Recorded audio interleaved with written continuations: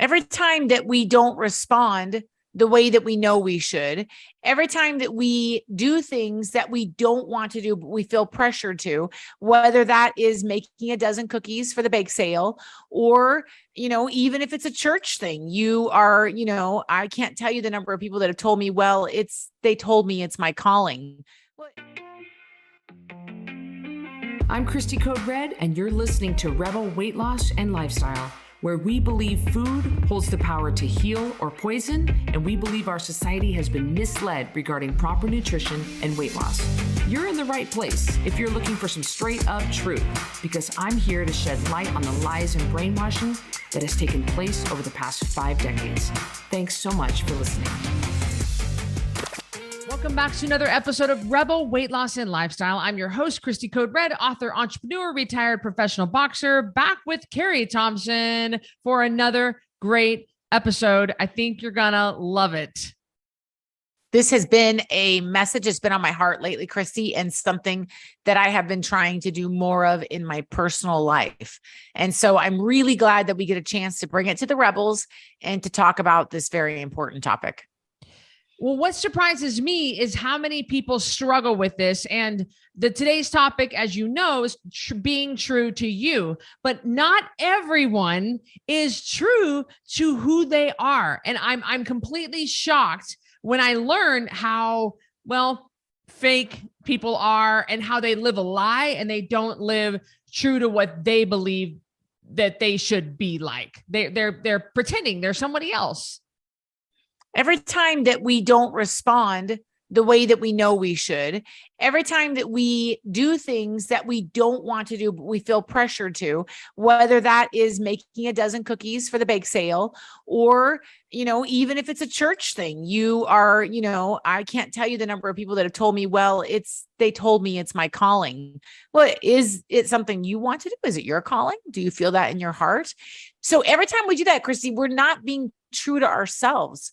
And I think that you and I don't struggle with this because we're very direct people and we have a good sense of ourselves.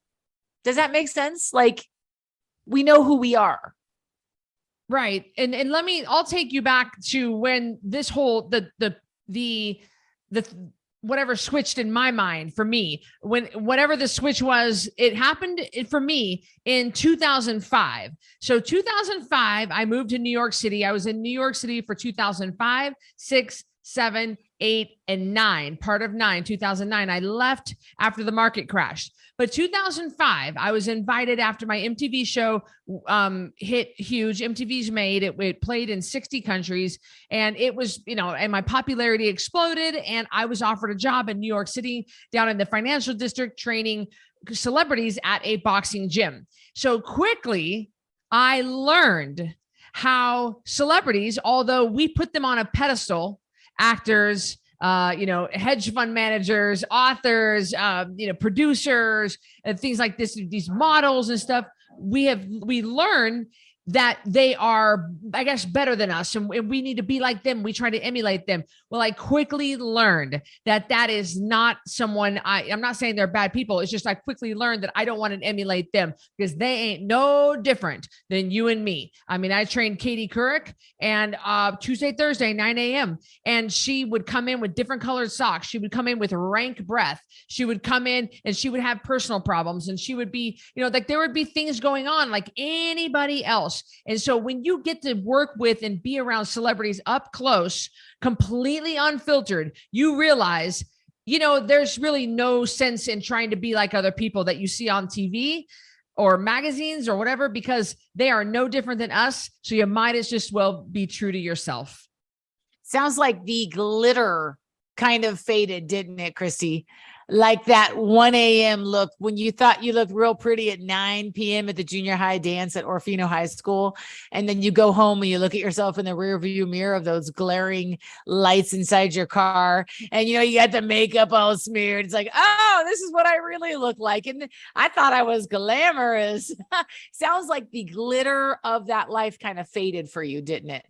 Oh, and it faded quick. I learned quick. I mean, really quick. Cause you grow up idolizing these people on TV and thinking they have a great life and it's a perfect life. And they have all the money and they have all the boats and the cars and all that and the fun stuff. And they go to all these fancy they go to Paris and all that stuff. Well, I quickly learned, like, it was real quick where I was like, oh, there is no use in trying to pretend like you are something you're not. It's always best to be true to you because these guys have got their own issues. So don't try to be something else that you're not. Just do what's best for you and be your own unique personality.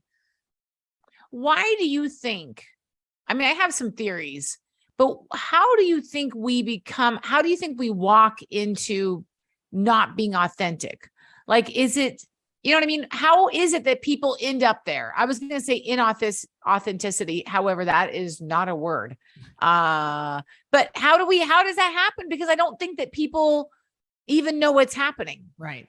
I think it's two things. The first thing is you think you are boring and you don't have anything to offer the way you are. And the second thing that could be it is you think that the person you're trying to emulate, it has a better life, it is better, and they're cooler, and it's all around just better to be like them. That's what I think. I think it comes from one of those two things. Do you think also it could be that you don't want to hurt people's feelings and you don't have a strong sense of self?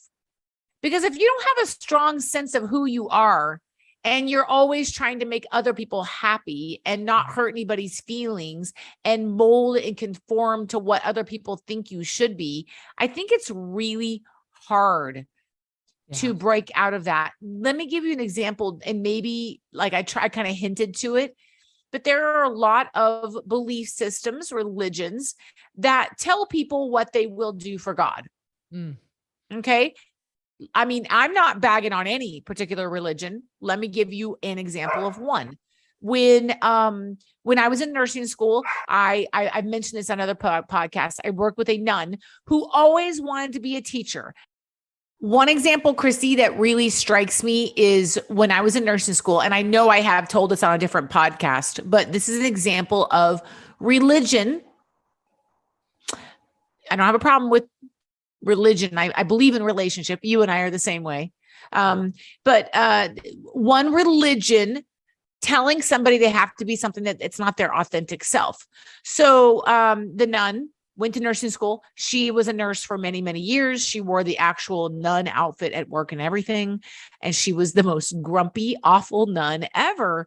And she was a good nurse, but she was terrible. She was awful to people. She just had a horrible attitude. And someone told me, she always wanted to be a teacher. So here she was. And again, I do believe that the Catholic faith has changed since then. They let nuns come in later in life. They have nuns that are lawyers and nuns that had families that, maybe they were widowed. So it's different than being 16 and going into the faith like it was years ago. But back then you were told what you were going to be. And so sad to have spent your whole life not doing what your heart knew you wanted to do. And that's really too bad. And also I hinted at this at the beginning, but there is another religion. Again, I don't want to hurt anyone's feelings, but they tell you what your calling is going to be. They tell you, and what if that's not, and I'm not talking about being called in the mission field. I'm talking about a calling in church. Like you have to come serve in this. I mean, it's like the army, Cristy. You're being voluntold. That's what Brandon used to say. I used to say, do we have to go to that dinner? And he would say, no, but we're voluntold to go. Like they can't technically require you to do it. But there are a lot of people that get into ministries or get into areas of serving that is not true to their authentic self. Cristy, if you asked me to go into the ministry of the church of helping with the books, we'd all be in trouble. The Lord would be Cristy knows I'm not great at numbers. Cristy knows, but maybe God would call Cristy that. But if you asked me to come, help with the music, I would love that. That's more my authentic self. So I think sometimes societal and religious and other expectations on us cause us to not live our true north, our true authenticity. Well, you're much nicer when it comes to religion. I can flat out tell you I do not like religion. Religion is man-made rules. They try to put God in a box. They try to structure our lives a certain way according to what they think people should do. And some of it does not line up with the word of God. Or they take and they twist the Bible and make people think that they need to do something, and they ignore the relationship with Christ. And I don't like that. I just don't like that. And so I have like, my hackles come out. I get real, I don't want to say triggered because everybody says that, but kind of probably triggered when I hear these religions that say that you have to do this, what you have to do that, because the church tells you to do that. And that's just not, so that really bothers me when I see those religious organizations putting those sort of manipulations on people, or those expectations and those boundaries on people. And people live their whole life and they serve the church, and they hate it, and they won't ever say anything. Maybe we could say it like this, Cristy. I just thought of it, so I wrote it down. Maybe we could say that extreme societal constructs can lead to individuals not being authentic and not being able to live their authentic life. And that could be with any societal construct. And I do believe in marriage, for instance, but if you get married when you're 18 and you live this whole marriage and it's not what you wanted, you didn't want to have 5 kids. I mean, you're not living your authenticity. You're not doing, again, these are choices that were made. So of course, we have to live with the consequences of our choices. I don't want to make it seem like, why do these men, they get divorced, Cristy? What are they, 45, 50? They buy the sports car, they divorce their wives, they move out. Like, it makes you, everyone says midlife crisis, but it makes you wonder, are these women, they come to Code Red, they lose 100 pounds, they divorce their husband, they move to the beaches of Hawaii and they're living in a hut for the rest of their life, So I don't necessarily, I'm not saying those are all good things, but there's something to be said about being forced into what society thinks you should be. And at some point you just break, and maybe you don't react the right way, but you can't live under those constructs, those constraints, and not be who you were created to be, who you are on the inside, who God made you to truly be, your authentic, real self. Peel away the layers, peel away all the baloney, Cristy, peel away the sayings and the fake and the lashes, and who are you really on the inside? That's what we're talking about today. I love that. Peel away the layers. And I think a lot of it has to do with confidence. People don't have the confidence to step out and be the person they really want to be, because they're afraid they'll be laughed at. They're afraid they'll be rejected. They're afraid that they're going to be turned away, and that they won't be, when Joyce Meyer was called into ministry, she was asked to leave her church, and most of her family members rejected her. They all turned against her. She lost friends, she lost family members, and people laughed at her and said, women don't do this kind of stuff. Talk about stepping out in confidence. That's incredible. When I, and not saying that I made the right choice, but when I went into boxing as a way to pay my way through college, oh my gosh. Jason Nichols' parents, Barbie and Paul, they hated that I fought for a living. I fought month after month, fight after fight, 15 pro fights later. And they wouldn't even talk about it. They wouldn't watch me on TV or anything. And they put up, and even Jason, he thought it was going to be kind of just a couple of fights for fun. And then it turned into more and more and more. And I climbed the world ranking system. Oh, he started putting up a fight. He started saying, no, this is not, like, I thought this was kind of a joke, And so I got a lot of pushback. Even mom and dad, they didn't, they weren't real happy. And who would want their kid to be a fighter anyway? That's just ridiculous. But still, they weren't real happy. So talk about, there's a lot of pushback sometimes when you want to live your authentic, true self. You might come out as gay. Carrie, you and I follow a guy on TikTok, Kevin, and he lived, the guy, the one that you introduced me to him, with the one that speaks into the microphone with that funny voice. he talks about living he was in a strict religious church growing up. And he lived his whole life up until in his 20s, knowing he was gay from an early age and couldn't come out, couldn't say anything, was completely depressed. And he lived in a total lie all of his life. I mean, that's got to be just complete and total misery. I agree. What I find interesting, Cristy, is that being authentic can be something big, like a huge lifestyle change. I'm trying to remember the movie. Someone will write below after they watch the video and they'll be like, I know the movie. But people, it's like a scene where everyone is deciding for this woman, and it's like all these men, and then they're all in like a kitchen and everyone's kind of clamoring, and she looks up and she goes, no. And then they kind of just keep talking, and she says, no. And then she has to say it again. I'm not going to do that. It was just this authenticity rising up in her. You're not going to make decisions for me anymore. You're not going to tell me how my life goes. You're not going to. And so that was a big moment for her. And a lot of people finding their authenticity has to be a big moment, like you and the boxing, like me going to nursing school. Those were big moments. But sometimes, Cristy, it's little things like, I don't prefer to help in the nursery at church. Like Joyce Meyer says, the kids weren't happy and neither was I. We both know I wasn't supposed to be in there. That's not where my heart is telling me to be.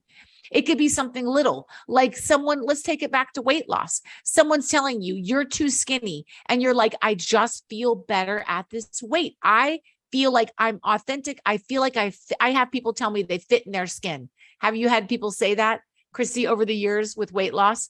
I just feel good here. I feel comfortable. That's you living your authenticity, your authentic self. I don't care to attend church 3 times a week. I'm going to go on Sunday mornings. Okay. That's you living your authenticity. So it doesn't have to be something life-shattering. It could be something as little as you saying, I don't want to wear heels. I mean, that sounds silly, but we've got to break out of, Cristy, I felt like I had to wear makeup every day. I completely stopped doing that. I don't feel I still wear makeup, but I don't feel a need, this overwhelming, like, oh, Brandon's going to be upset with me. And he's never said that. But, does that make sense? Kind of like, yeah, I think the biggest thing that I've ever done to stay true to myself was I knew, and I've shared this with you guys before. A lot of you guys are going to know, especially some of you know me really well. You know what's coming next. I knew as early as 14 years old that I never wanted to have my own kids. And it was like a Mack truck. I knew the exact moment when it hit me. I was standing in the middle of the room of my aunt's house, and it hit me. And I said to myself, I never want to have children. But society, that's what, especially back in our days, the 70s, the 80s, the 90s, that's just kind of what we were expected to do. And not as much as earlier than us, the boomer generation, we're early generation X, but it was still expected that you got married and you had kids. And so when I got married right out of high school, I immediately got a birth control implant in my arm called the Norplant implant. I don't think it's around anymore. At least it's reformulated. This was back in, 95, I think. And because I wanted something that would ensure that I could never get pregnant. And I was very, very adamant about it. And I met and dated and was with some really wonderful men over my life that would have made great husbands and fathers.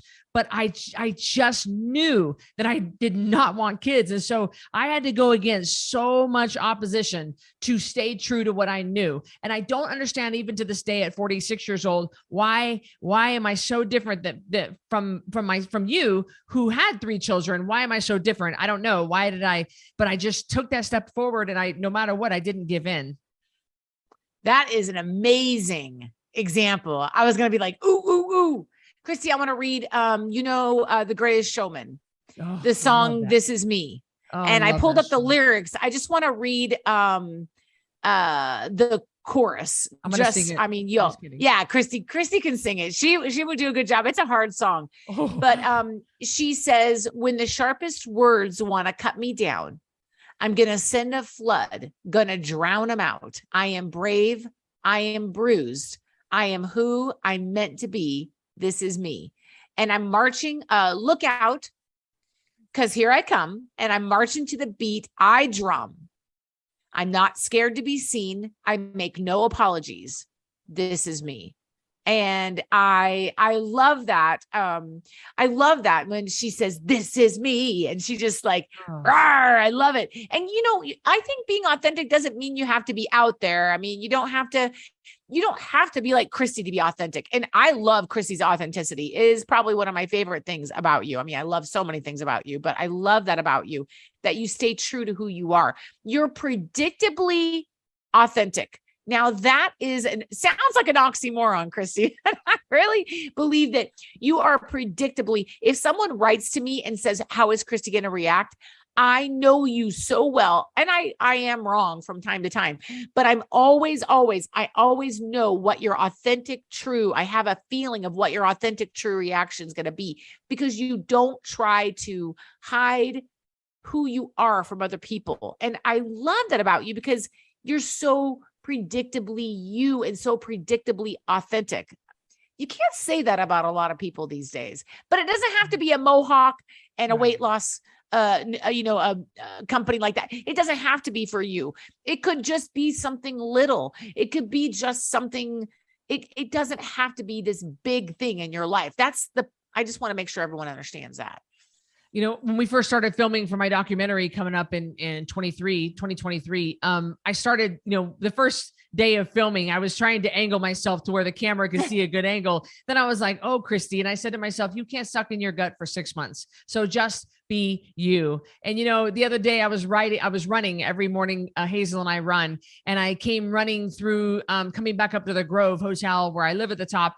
And our hotel manager, Chris, was standing outside, and it was 5 a.m. And I ran up to him. I said, Chris, what are you doing? He goes, oh, hey, Cristy. He said, oh, I had to come in the early shift, and I really like him. And I said, well, you got to see me looking like this. And I just was a sweaty mess. My hair was bleh, my breath, I had, like film caked around my mouth, runners, you just get so out of breath. And he said, Cristy, he said, I have sisters. And he said, and none of them are as authentic as you. And he says, my favorite thing about you.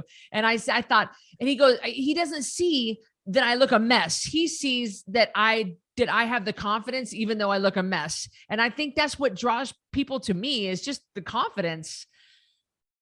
I 100% agree with you on that one. I was going to read a scripture since I read a, this is me. I want to read, oh, hold on. There's a stink bug on my Bible, Cristy. A big old stink bug. I looked down at my Bible and I went, oh my gosh, like literally a stink bug. Oh, there it is. Sorry about that, everyone. Okay. So Romans 12:9. My Bible is the NIV, but I also have it in another. I'll read it in both versions. Well, Romans 12:9, towards the back of your Bible. Love must be sincere. Hate what is evil, cling to what is good, be devoted to one another in brotherly love. Honor one another above yourselves. And I love another one. It says, another version says, let love be without hypocrisy. So even God calls us to be without hypocrisy, to put ourselves out there without hypocrisy, to be sincere, our love to be sincere, cling to what is good, be devoted to one another in brotherly love. And I love that even God is calling us to be authentic. People can sniff a phony out. Now, we have said that many times on this podcast. I know those words have come out of my mouth many times. People can sniff a phony.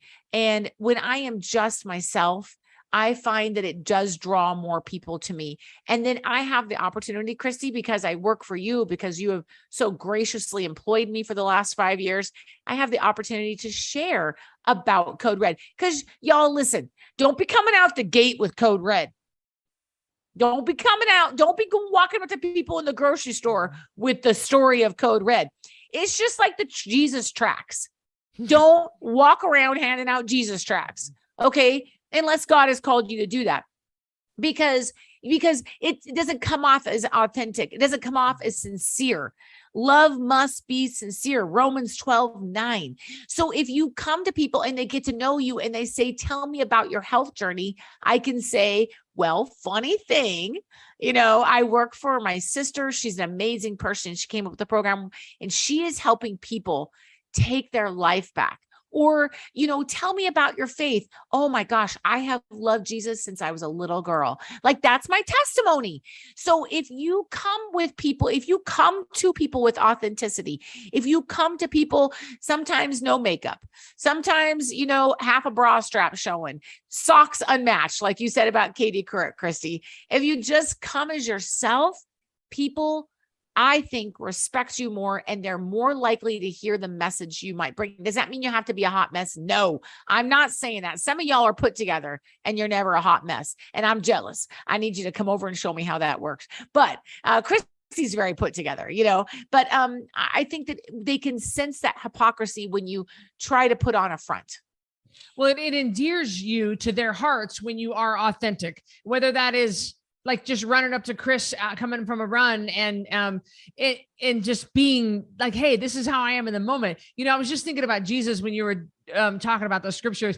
I think Jesus, if you read the Bible and the Bible stories of some of the things when he was on the earth for 33 years, he was one cool dude, and he didn't apologize to no one for nothing. Like, he would perform miracles on the Sabbath, which was like, you're not supposed to do that. That was a rule. And it was, he would think about things and the way that he would phrase things like, whoever among you is without sin, throw the first stone. And like, just different things that he did that was just so cool. He turned it back around on them. And I just don't think he was ever fake or phony or photoshopped or anything. I think he wasn't filtered. He was just Jesus. What a cool dude. And I think that is just, the Bible stories are just amazing when I read about him. But yeah, I think that when I think about an authentic dude, I think that was him. Absolutely. The original. Yeah, the OG. Hashtag no filter needed. Yeah. I was reminded of another verse. I was looking it up. 2 Corinthians 8:8 says, I am not commanding you, but I want to test the sincerity of your love by comparing it with the earnestness of others. So I think that it's really important to prove the earnestness of others and the sincerity of our love. Like, come to the game sincere, guys. Come to the game sincere. Show up being sincere. Show up being you. And again, I would love for you guys to think about your life. Think about your life and what areas are you not living your true north? I hate to use that term, but it's such a great one. It's just so overused. It's not my true north. I don't mean it like that. Cristy, I used to have young mothers over to my house. And one time I was getting ready to clean my house, like scrub it top to bottom. I was a little bit older mother at that time, but I was having a younger mother come over. And I was like, it's going to be perfect. The candles are lit. The children have bow ties on. I'm teasing, but you know what I mean? And I felt like I was impressed. However we want to say that, God, whatever. I was impressed not to do it. Why was I impressed not to do it? Because it was going to alienate the other mothers, Cristy, and make them feel like in order to have somebody over, your house has to be perfect. Your hair has to be perfect. The kids have to be perfect. The snack has to be perfect. And I felt like in allowing those younger mothers that were probably struggling to see me and my authenticity, who I really was, that I was providing a safe space for them to come and to be just themselves and not have to be perfect, because life is not perfect, Cristy. Life is sometimes you just want to ignore your husband. Sometimes you want to go upstairs and just get in the bed. Sometimes you're aggravated at your cats and dogs and there's dishes in your sink. That's real life. And if people can see that we are real, Cristy, that you're real, that I'm real, every time you cry when something happens and your tears just show up and they're so real, they're so you, they're so authentic. And I just say that just shows people how real we are. It leaves space for other people to be real and not feel intimidated.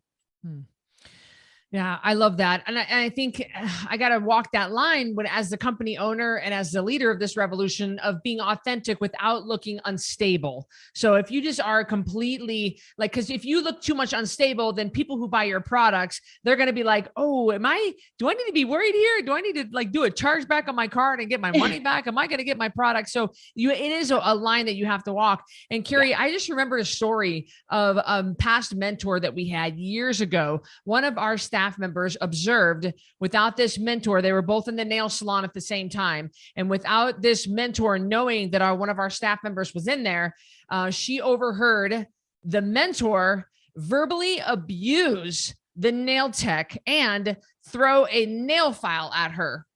And it was and that's the way authentic. I mean, that's because the part that we were seeing of this girl was perfect and nice and friendly. But then when she thought no one was looking and she verbally abused the nail tech and threw the nail file back at her and just verbally, it just tore her a new one. And that stuck with Carrie and I for years. She showed her true colors, and that is not cool. So I don't ever want you just never know who's watching. It's best to be authentic wherever you are, whatever time of the day it is, whatever you feel like. Just understand, hey, look, don't put on an act, because it's all going to come out in the wash. That's a great point. I remember that story very well, Cristy. Very impactful in my life. Makes me think, someone's always watching. Yes. However, I want you to try to figure out ways that you can start to live your own true story. What's your story? Your story has not been written. That chapter has not been closed. You still have purpose and destiny. And so finding your own authenticity, even in small ways, or it could be a big way, it's time. If that means quitting a job you hate and go doing what you love, go do what you love. If that means I'm going to make this up because this is a horrible example, but I've heard of this.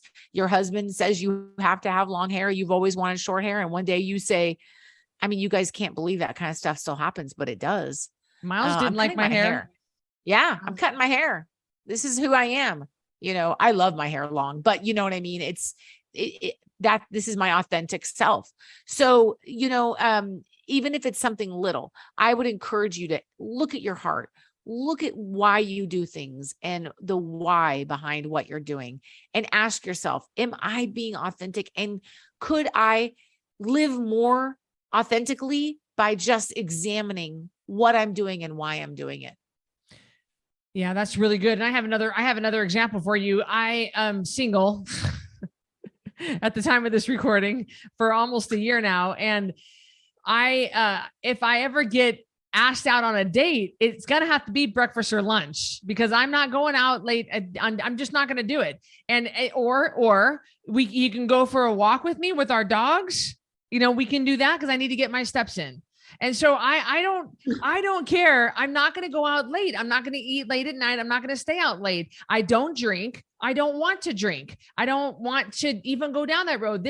I'm in bed and asleep by 8. I'm up at 4. And so this is just my life. And if somebody, I know you're like, well, no wonder you're still single, Cristy. Yeah, but I just don't, this is me. This is my schedule. This is my life. And this is what is important to me. And I'm not willing to compromise that. And I'm just not. I mean, if this guy wants to be with me bad enough, he can find a way and we can work it out. But I'm not gonna compromise what I know to be true and right and what's best for me as far as getting my sleep and my health, just because society says you go out to date starting at 8 p.m. and you get in at midnight. I mean, that's not where it's at for me.